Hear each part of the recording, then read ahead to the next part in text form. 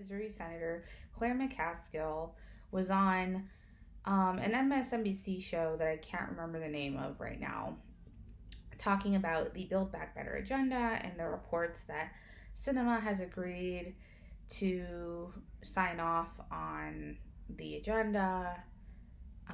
So take a look. I am confident that the Politico reporting is correct, that she has in fact agreed to a number of revenue enhancers in various ways that will make this bill be paid for. I think, frankly, now the problem is some of the details as it relates to Joe Manchin, particularly around climate. Kyrsten Sinema is big on the climate part. She really thinks that's the most important part of this bill. Joe Manchin is still struggling with some of the details. And when you only got 50, as the president said, everybody has power. And I know it's frustrating for everyone, but that's why elections really matter and why margins of majorities matter. And I want to remind everyone that you don't build greater majorities from bright blue places. You build bigger majorities from places like Wisconsin and Ohio and Pennsylvania and North Carolina and Georgia and Arizona and Nevada, where both Democrats and Republicans can get elected. That used to be the case in my state. My state is now firmly red. But in all those states, that's how we get more Democrats elected. And that's how we remove this incredible power that both Manchin and Sinema have at this very moment. Okay, so here's the problem with her argument.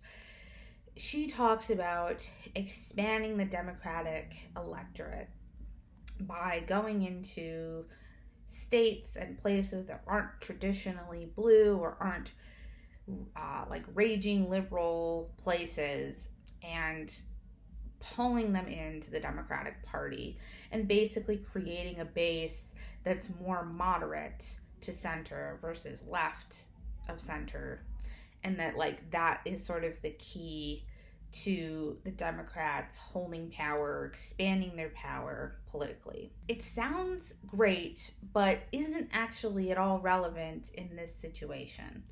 And the reason is that the majority of Americans support the Build Back Better agenda. The vast majority. It's very clear. This is a moderate policy by definition of the term, because it has such broad support. Not so much that it's like 95%. It's not unanimous, but it is very broad.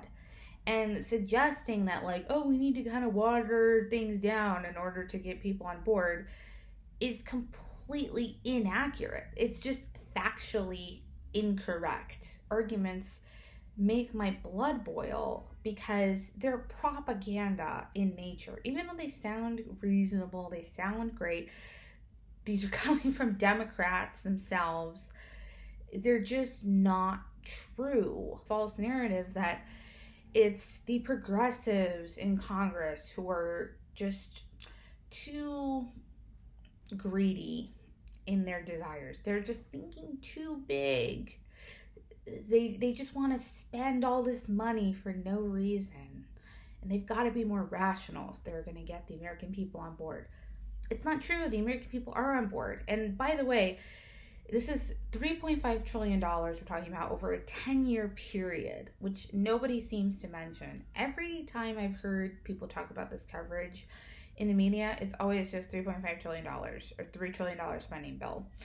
The context is never there. It's really $350 billion per year. It's about half of what our military budget is per year, which is over $7 trillion. It's $7 trillion over 10 years, but $700 billion over each year, right? And they're common sense policies. People try to act like they're these crazy socialist liberal ideas that just have no basis in reality. But then when they hear what they actually are, they're like, oh, yeah, I support those things. We're just going to go over the list because overall, over 60% of Americans support the Build Back Better Act. Different polls have different numbers. Recent polling from Navigator Research found that 66% of Americans, that's 2/3, support the Build Back Better Act. And that includes 61% of independents and 39% of Republicans support the agenda. 6% of Americans support the Medicare provisions in the Build Back Better agenda. 86 and 81 support lowering prescription drug costs. Numbers are from Data for Progress. Morning Consult found that 81% of Americans support expanded home health care for older and disabled Americans. That's another provision in the bill. 73% of Americans support paid family leave. 67% support free pre-K. 66% support the measures to boost renewable energy.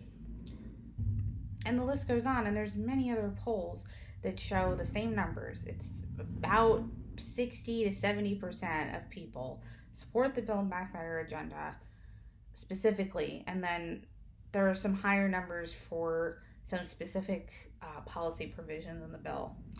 But obviously, it's pretty well supported. So this is, and this is not even just among Democrats, it's amongst all Americans. So the idea that we need to be more reasonable, we need to appeal to more moderates in order to get these things done, it's just completely false. It's so wrong. And it's giving credit to Senator Sinema when she doesn't deserve it. She doesn't deserve any credit for acting like a Republican and voting like a Republican, being the most conservative Democrat in her voting record in the Senate. Her constituents don't agree with what she's doing, to the effect that they're ready to find a primary challenger 3 years out from her reelection. That should just say everything.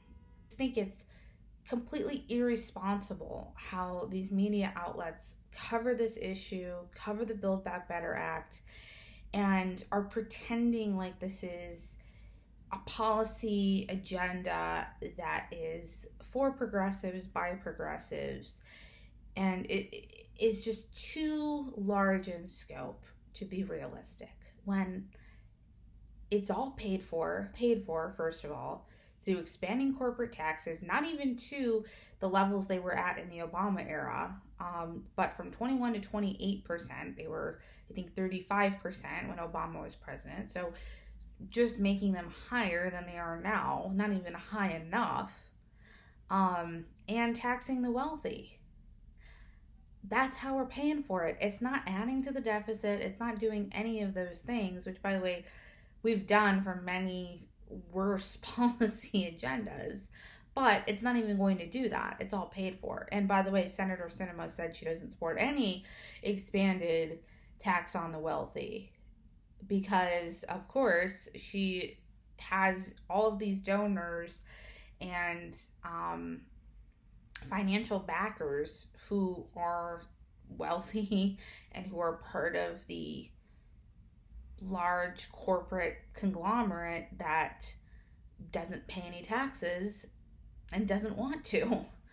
And now they're literally in her back pocket as she's been spending so much time fundraising and schmoozing and wheeling and dealing with everyone but her constituents. Of course, now she doesn't support taxing the wealthy, something that almost any decent human being with a brain supports, especially because for the first time in our country's history, the wealthy, the ultra wealthy, are paying a lower tax rate than the middle class. It's immoral.